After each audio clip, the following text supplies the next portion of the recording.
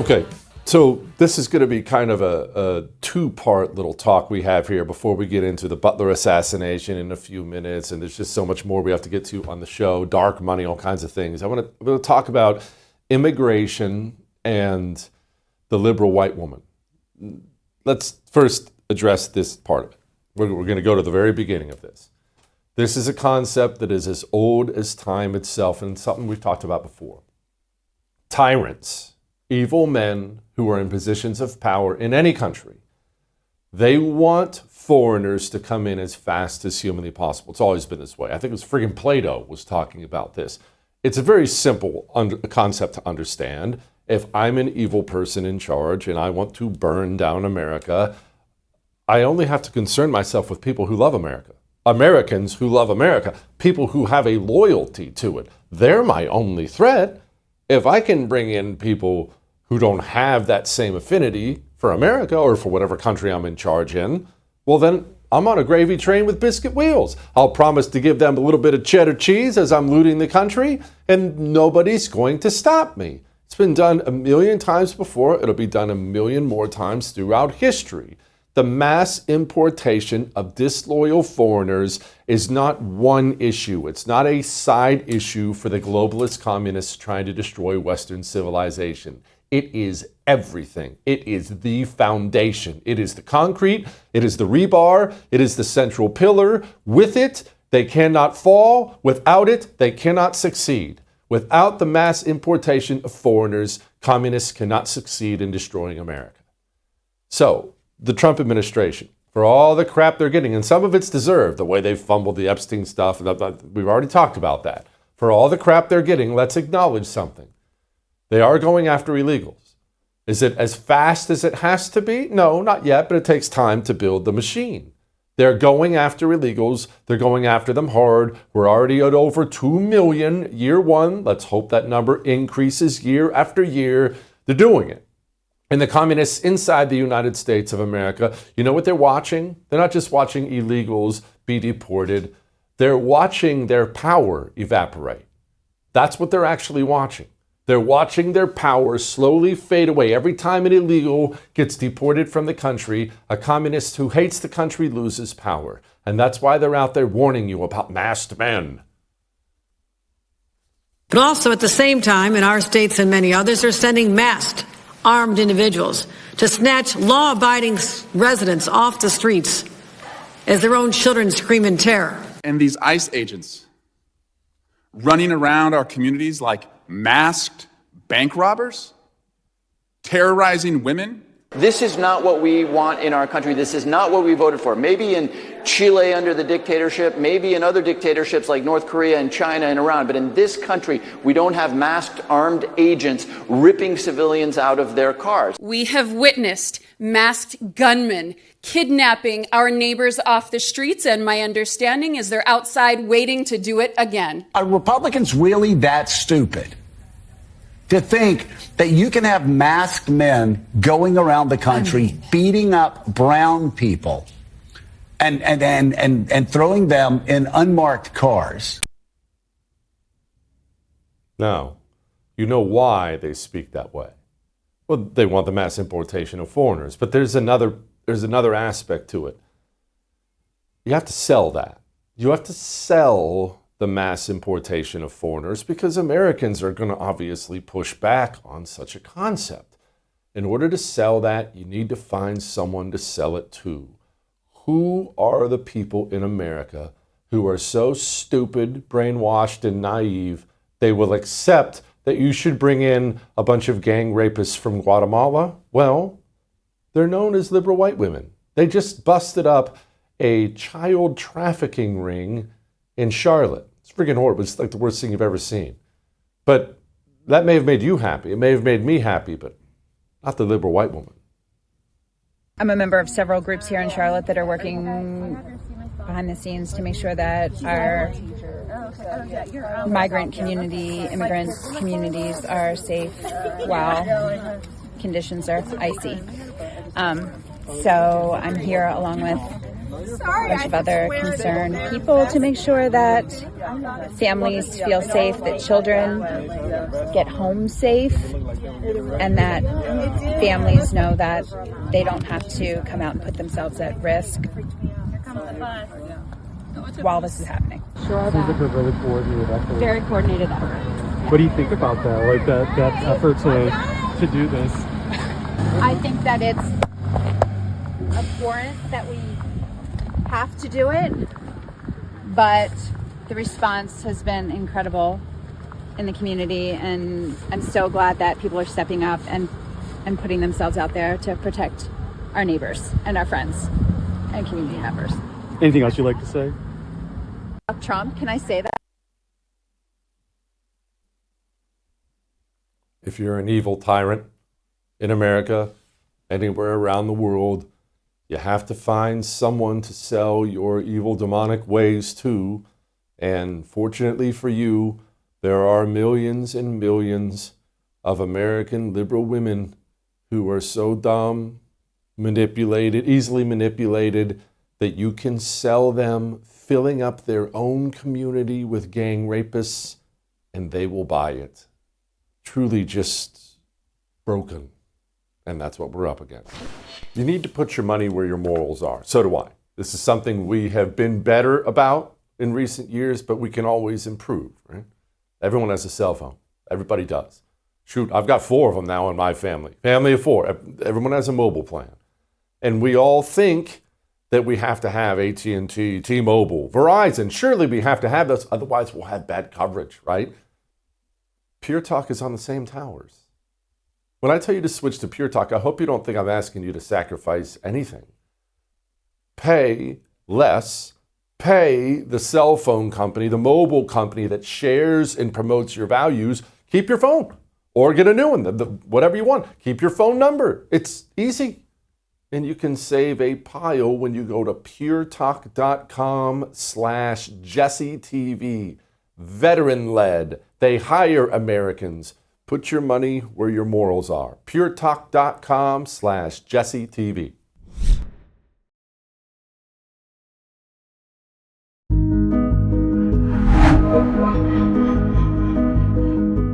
Well, as I've talked about before many times, and I'm going to keep talking about, I'm not dismissive of the issues you care about or I care about, but we always have to keep in mind issues that actually win and lose us elections. I'm an abortion freak, you know how pro-life I am, but that doesn't move people to the polls. That will not decide the midterms. It just won't.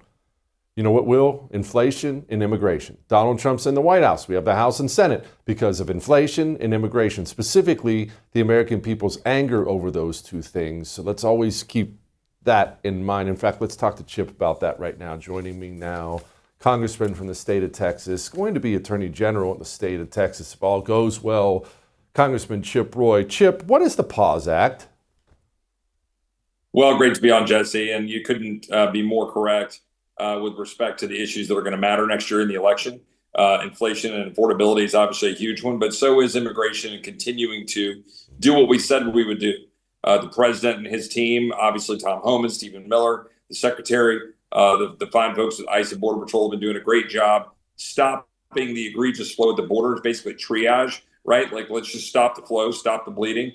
And now they're doing a lot of the removals. ICE is engaged. Are we removing people as fast as you and I would prefer? No, but are we still removing tens of thousands of people? Yes, that's a good thing. Self-deportations are occurring. We're going to have to keep, following that, studying that, and having oversight to make sure we know how many people are going. But then there's this issue of legal immigration. So you ask about the PAUSE Act. I'm introducing legislation this week that would pause all legal immigration with the exception of short-term tourist visas, to basically say we need to review our entire system from top to bottom. We should make sure that we are fixing the abuses of H-1B visas, which have been extraordinary. We should end diversity and chain migration, the diversity visas and chain migration, which allow for this, cousins and brothers and sisters and extended family members that then piggyback on someone who comes into the United States.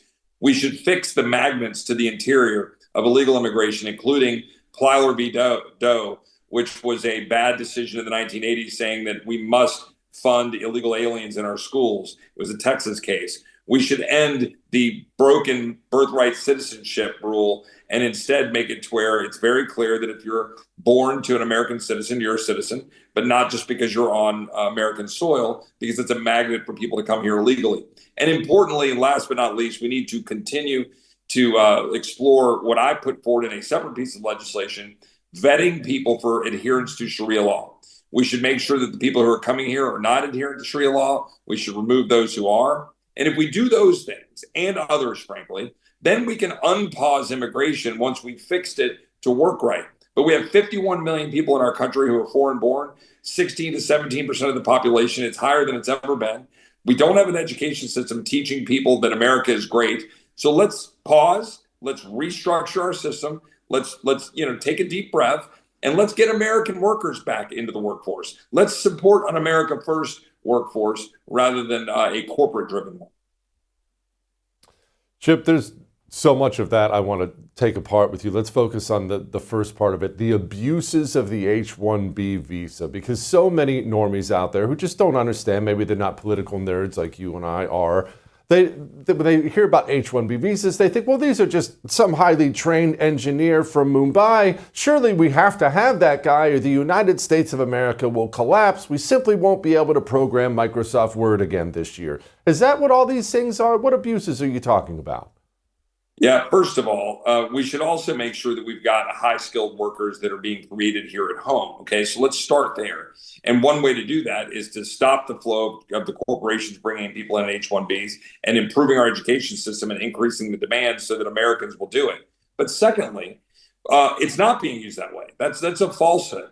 H-1Bs are often used for entry-level positions. They are shockingly for large numbers of people that are positions that you would think would be the basic positions you could hire any number of Americans for, and they're not. And so that's being abused, and it's being abused heavily by corporations who simply want to be able to bring people in, and they get tax advantage for doing it, and they're undermining the American people from being able to get the employment they deserve. So we need to reform that system.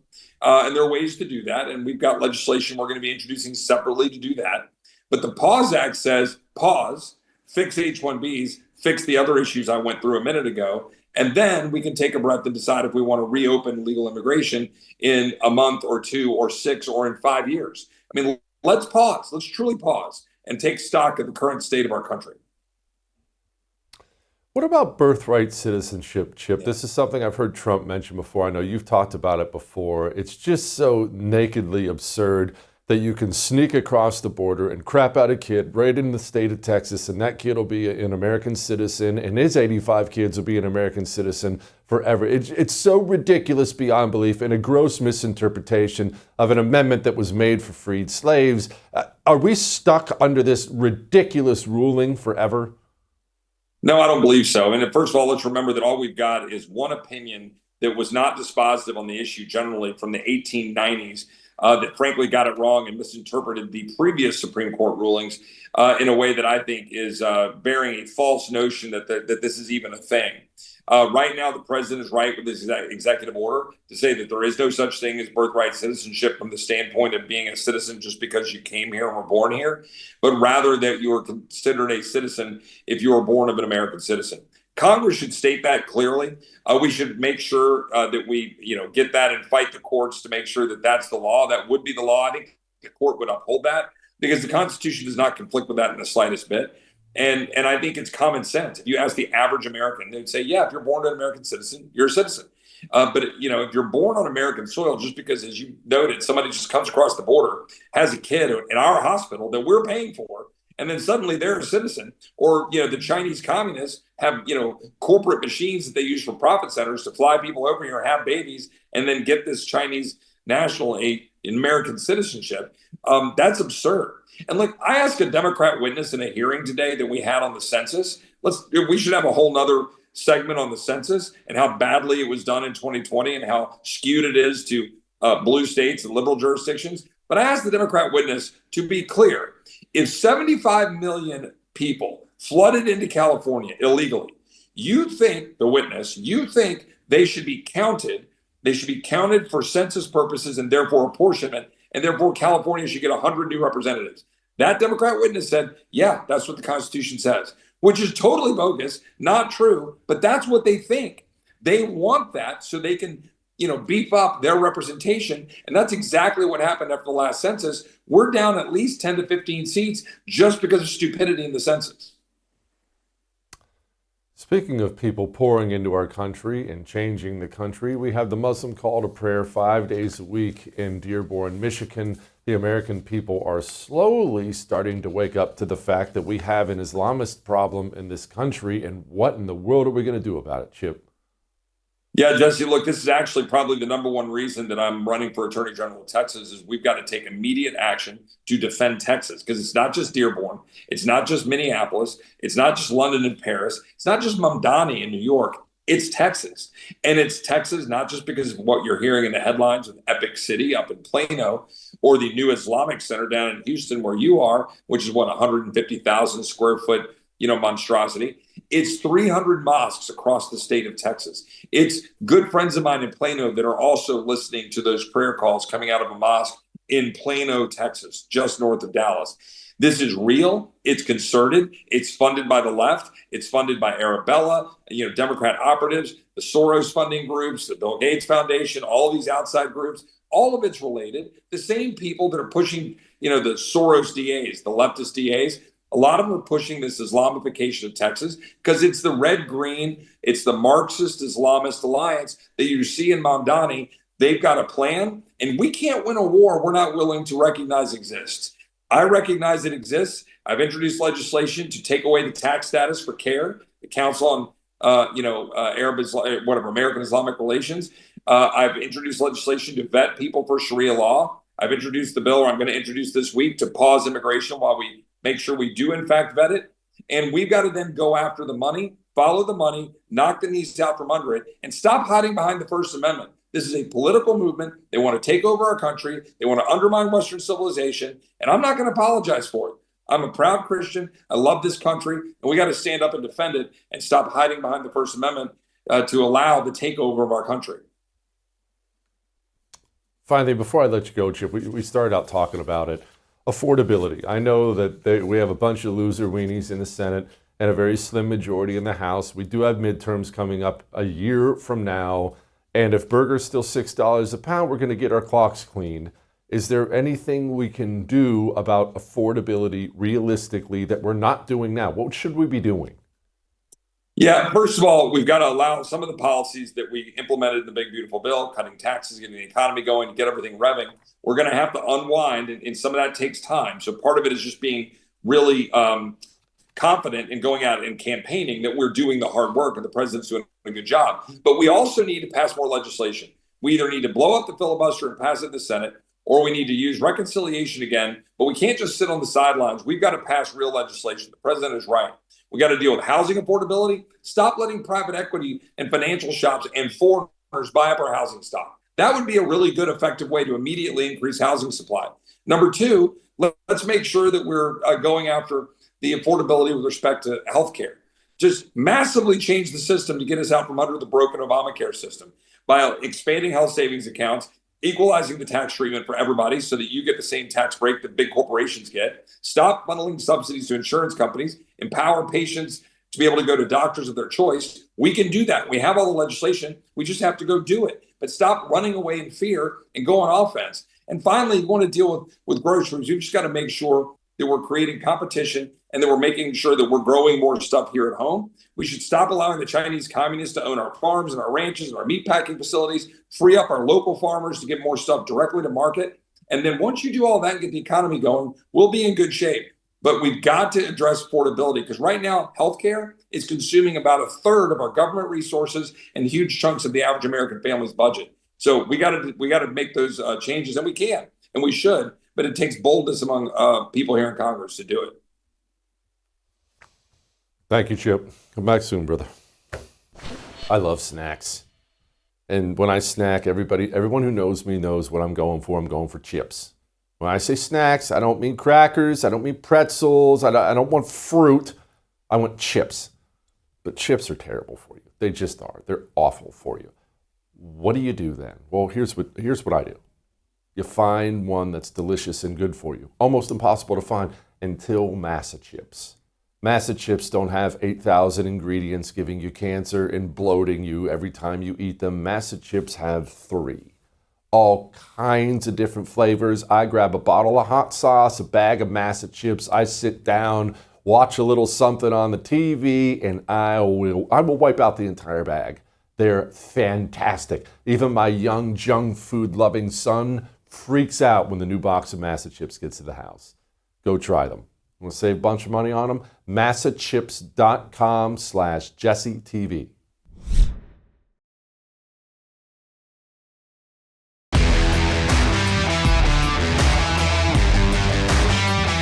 The Biden administration started the affordability crisis, and my administration is ending it. I'm ending it. Prices are way down. Our energy prices are way down. And you know, despite hamburgers being a big business, energy is one business that's bigger. When you get energy down, everything else is affected. If you start bringing the price of gas, that's like a massive tax cut. Prices at McDonald's are coming down. It's moving down. Unfortunately, they were so high in the last administration that people aren't that happy because it was so high. So even though it's coming down and coming down a lot, they want to see where it was, like when I was president. And we'll be getting it very close to that number, maybe even better, depending on what we do with energy. But the energy's coming way down. Okay. Joining me now, Lydia Moynihan, New York Post financial correspondent. Okay, Lydia, Donald Trump is certainly no moron. He's a man who understands that people want prices down, and really that's the big reason he's in the White House. As much as I love other things about him, and you probably do as well, he's in the White House because things got too expensive and people can't go out to Red Lobster now. Yeah, exactly. It's not the Epstein files. That's not why he got elected. It is because the economy was tanking under Joe Biden for the average American. I mean, inflation hurts working class people more than anybody else because it's basically eating your wages. You have much less purchasing power. So look, I think the Trump administration is doing, to the most part, everything they possibly can. I think they're deregulating, which is helpful for the economy. They're making sure that we can drill and get access to energy.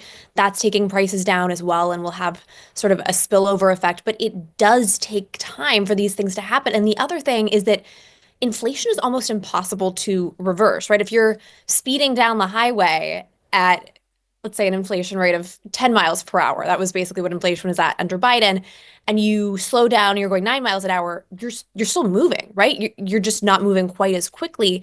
But to actually go back and reverse prices to what it was before the pandemic isn't really feasible, unfortunately. And so, again, I think we're going to be in much better shape than if Biden or Kamala Harris was running the country. But I don't think that we're going to get back to pre-COVID levels anytime soon. And I also think it takes more than 9 months to see the impact of these policies.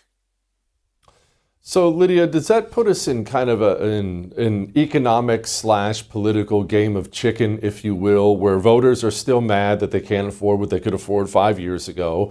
That's why they tossed Democrats out. But we have midterms coming up next year, as you well know. We have 2028 election that's not that far away, as you know. Are they now going to look at those same prices and say, hey, you Republicans are sitting in office and you didn't get me back to Red Lobster. It's your fault now. Or are they just going to start getting used to it? Well, first, I reject the notion that it's Red Lobster. I think they also want to go back to Olive Garden. No, but look, yeah, the rent is still too damn high here. And what I've been thinking a lot is the affordability issue. That has become the buzzword since Zoran Mamdani made it the buzzword here in New York City, where everything is really expensive. And I think conservatives and Republicans have a tendency to basically say, oh, well, we also want to subsidize things. We also want to make sure that the government gets involved to help you. And I think what Republicans need to do is take a step back and point to the facts. And the facts are that anytime government gets involved in any industry, whether it is healthcare, whether it's subsidizing childcare, whether it's food stamps, whether it's housing, education is another huge example. As soon as the government gets involved and tries to start subsidizing that for people, the prices go up. So if you look at over the last 30 or so years, the prices of everything that government gets involved with, those are skyrocketing. Meanwhile, the prices of things like technology or clothing, anything that the private sector does, those prices go down. So I think we need to have a bit of a framework, sort of adjustment, if you will, because I think Republicans are too quick. They want to make voters happy, and they're too quick to say, "Oh yeah, let's make sure that you have enough food stamps or this or that." And I think we need to take a step back and message the fact that, as Reagan said, government is not the solution to the problem. Government is the problem. And I think that's going to be so much more compelling because, you have here in New York, Zohran Mamdani, who's basically saying, "Oh, there's no problem too big or too small that government can't solve." That is a terrifying statement, right? And so I think Republicans really need to message government is the problem. We want to get out of your way. And I think the good thing, actually, Trump is not an ideologue. He just likes to find solutions that works. And so I think right now he is proposing all kinds of solutions. The 50-year mortgage was not well received, I think, for good reason. But I think it's not a bad idea. Throw it out. If somebody wants a 50-year mortgage and that's going to make them happy, it's a free country. Let them do it. But to your point, I mean, the issue is that any of these economic policies, especially when it comes to deregulating, it takes a long time to see the impact, right? And so it's easy to sell socialism. It's free, free, free. You get a car and you get a car. And it's a little bit harder to sell, no, in the long run, you're going to end up like Venezuela if that's what you do. And one other thing that I've been thinking about as well, I've been seeing some conservatives, for instance, kind of go after. So BlackRock has been buying up a lot of single family homes all across the country. And people are pointing to that as one example of corporations basically making life more expensive for everyone. But this is the issue. And this is, again, what conservatives need to debunk. It's sort of the stage one thinking Thomas Sowell talked about. You basically think corporations buying something bad or government helping good. You just think about the first stage and you don't think about the long-term repercussions. And if you think about it, actually, the fact that, you have these companies now looking to buy companies, that has spurred development. One of the big issues is over the last couple decades, we haven't had a tremendous amount of new homes built. So now you actually are seeing a lot of development happening because those people know, well, you know what? There's going to be a buyer. I can make this bet because somebody's going to swoop in and get this. And so that's actually spurring development. I've heard some conservatives say they want to ban that. I think that would be a bad idea, right? And so again, I think we just need to message the free market is always the best and the cheapest and the most affordable solution. When you have government, that makes it complicated, right? In New York, there was a great piece in the Free Press. There's 50,000 apartments that are just sitting vacant because of government regulation. Government here in New York basically passed something saying you can't raise rents a certain amount.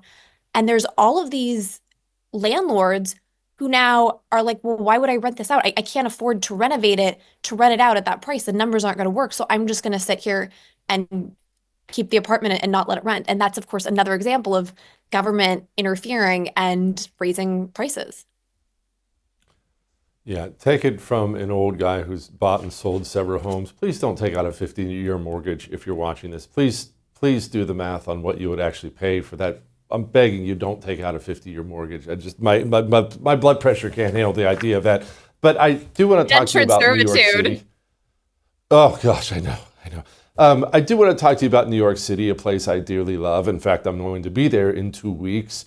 And I'm concerned that this is going to be my last visit, Lydia, because it's getting filthy. The whole place smells like pee or weed, and it's awful. Last time I was there, a homeless guy dropped his pants to his ankles and peed in front of me on the sidewalk, and it was noon in the middle of the day, and it's just freaking awful. I saw that literally 2 days ago. How much worse? Oh gosh, I'm sorry. How much worse is it going to get?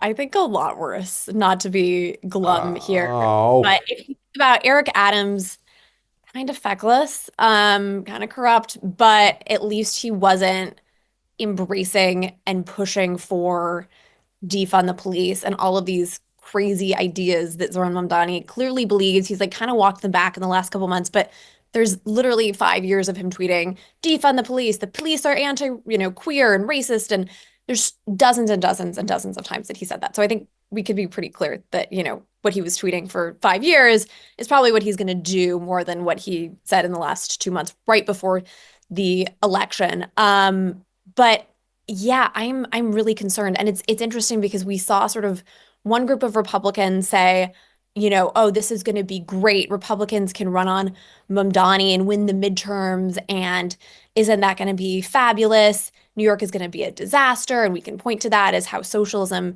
fails.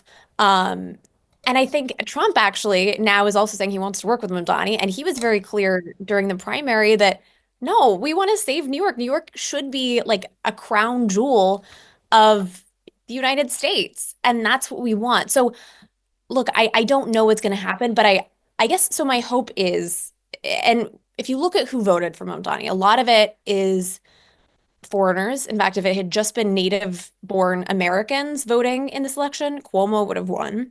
If it had just been working class people, Cuomo would have won. But it was a lot of foreign-born people who, for whatever reason, maybe felt that Zoran Mamdani reminded them of where they came from. I don't know. But there was a lot of sort of champagne socialists as well. And I read this story this week about how the mayoral victor in Seattle, running on a socialist platform, pretty similar to Mamdani, how her parents still give her money. And I have a theory that parents still giving their kids money is the root cause of most of the bad policy in America. And I say this because I have a lot of friends here. Again, parents subsidize their life. And what that has created is an entire class of voters who is completely untethered from any economic reality. They don't understand, oh, I don't want taxes to be raised because that would mean I would keep less of my money. There's no sort of critical thinking skills if you don't actually have to live with the consequences of your decision, right? If your parents are giving you money and you have a driver or you can afford to Uber everywhere, you're never going to have to face the fact that defund the police means you're not going to want to take the subway because it's spooky and people are going to show you parts of their body and do all these crazy things that you don't want to see, right? So people need to live in the real world. And this is such a prevalent thing here in Manhattan. Middle class or upper middle class kids from all over the country move here and their parents help them out. And then they just think it's chic to be a socialist. Because Emily Ratajkowski and the cool influencers are all talking about how, hot girls are for Zoran, and they are completely removed from any reality of their decision. And that's another thing, actually, is it's a lot of transplants, people who moved here in the last 5 years who voted overwhelmingly for Mamdani. It was not lifelong New Yorkers. So pretty interesting, kind of as we've seen that breakout of who and where and why and whatnot, how Mamdani came to power. But yeah, don't give your kids money when they're 30. Like, it's just not a good idea. Good God. Lydia, you know what else isn't a good idea? Taking the subway as a young woman. Why are you taking the subway? Get a freaking Uber or something. What's wrong with you? I mean, it's expensive. That is the issue. You know what? I have gotten pepper spray, which of course is something technically illegal in New York City. You can't get it because why should you be able to protect yourself in a disgusting city that our horrible blue state leaders have created? So I do have that. But yeah, I also city bike a lot, which it's funny, probably is more dangerous, but it feels a lot safer. No, one sort of, I guess, glimmer of hope. I don't want to be one of those people who comes on and talks about how the sky is falling and how horrible things are, because we still obviously are super privileged. If I could live any time or place, it would be still right about now. But Elise Stefanik, who has been such a voice of reason, she was the one, of course, who was grilling all of the university presidents about anti-Semitism on campus. She has announced her candidacy for governor here in New York. And the polling, again, a year's a long time, as we know, anything happens. Everyone thought Cuomo was going to win a year ago, but Stefanik's polling is very impressive and people don't like Hochul. So I am very confident, actually, that she stands a very good chance of winning. Lee Zeldin, who I didn't think would get very far. He actually almost he came in very close to Hochul in the last election. So my hope would be that people in New York kind of start to wake up and literally look around. Like are people just, I don't know, blindfolded? Like, do they have their blinders on? I don't understand how somebody could walk through New York City and think like, I think we need a social worker. Like, how could you reach the conclusion that Mamdani is going to solve these problems? I'm honestly baffled by it. But I think hopefully there'll be a moment of waking up. And unfortunately, I think there's going to be some collateral damage in the interim. But I think Elise Stefanik stands a very good chance of winning. And ultimately, the governor does have a lot more power over the purse, the MTA, a lot of those things that we have to deal with in New York City than the mayor does. Unfortunately, many of Mamdani's voters come from a place that's actually dirtier than New York City, and that's half the problem. Lydia, thank you so much. I appreciate it. I love chips. I'm a chip man. Everybody knows that's what I dig on is chips. And when I walk in the gas station now, I actually can walk past the chip aisle. I never used to walk past the chip aisle. Why? Because I have Massa chips waiting for me at home. When I first heard about Massa chips, I was told that they're healthy because they only have 3 ingredients, right? There's no seed oils, it's tallow and salt and corn. You know what I heard when someone said healthy? Disgusting. No. Potato chips with 3 ingredients are everything for me now because Vandy Crisps figured out how to do them right. That's why you need to go try a bag. In fact, I would try every flavor. They have the Smokehouse is like their barbecue. That's really my jam. I like the plain ones. My son freaks out over the ones that taste like Italian dressing. They're freaking glorious. Go get some Vandy Crisps at vandycrisps.com/JesseTV. Freaking fantastic.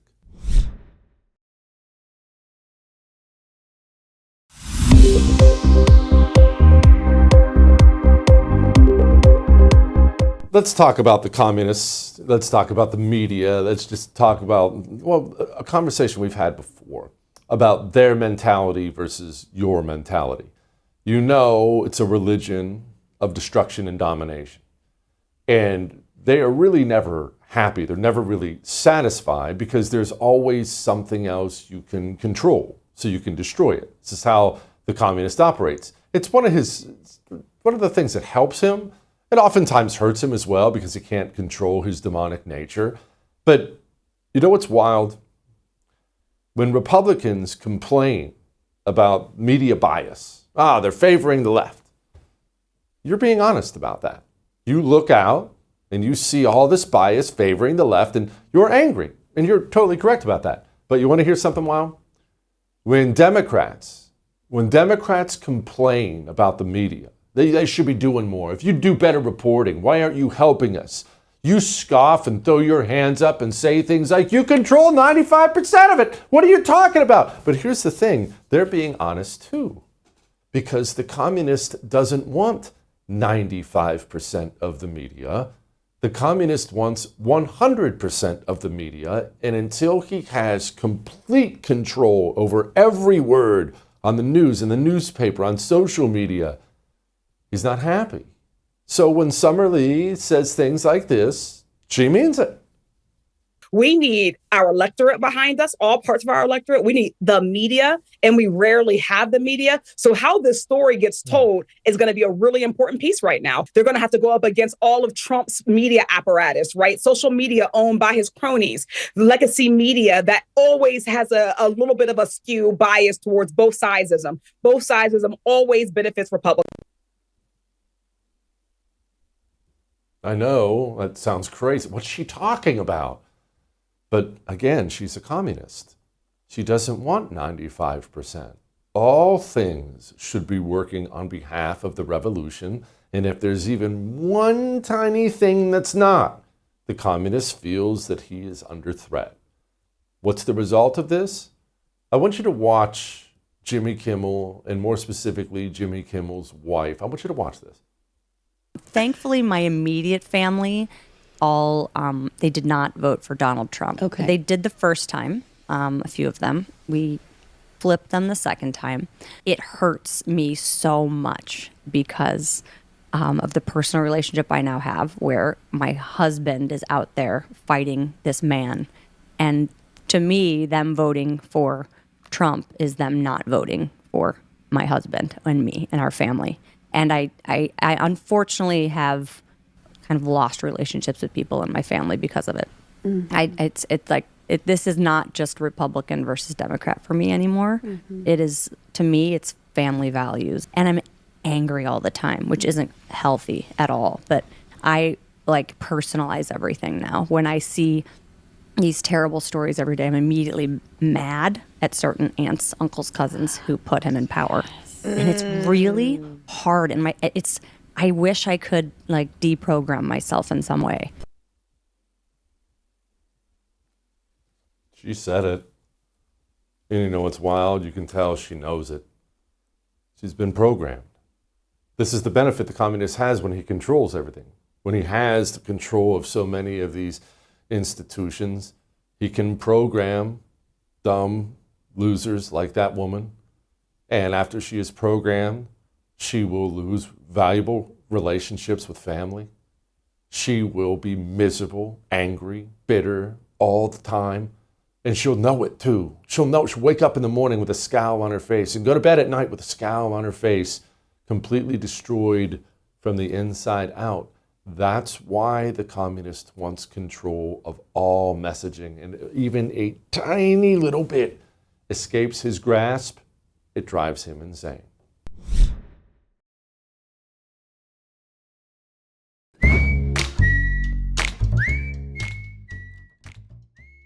All right, it's time to lighten the mood, and we may not always love the specific language or specific targets Donald Trump uses or targets he goes after, but we will carry something on long after Donald Trump has passed. The treatment of the media. Forever, Republicans were taught to treat the media as if they were a little biased but kind of misguided. Let's just be polite. Let's accept whatever communist framing they have, and we'll be polite. We have to answer the question, after all. But of course, that's a terrible way to treat your mortal enemy who lives and dies to destroy you every single day. You treat your mortal enemy as if he's your mortal enemy. And, well, sooner or later, these people are going to learn. Mr. President, why wait for Congress to release the Epstein files? Why not just do it now? You know, it's not the question that I mind, it's your attitude. I think you are a terrible reporter. It's the way you ask these questions. You start off with a man who's highly respected, asking him a horrible, insubordinate, and just a terrible question. And you could even ask that same exact question nicely. You're all psyched up. Somebody psychs you over at ABC. You're going to psych it. You're a terrible person and a terrible reporter. And ABC is your company, your crappy company, is one of the perpetrators. And I'll tell you something. So why not just sign it now? I think the license should be taken away from ABC because your news is so fake and it's so wrong. Yeah, Jennifer, go ahead. Incriminating in the file, sir?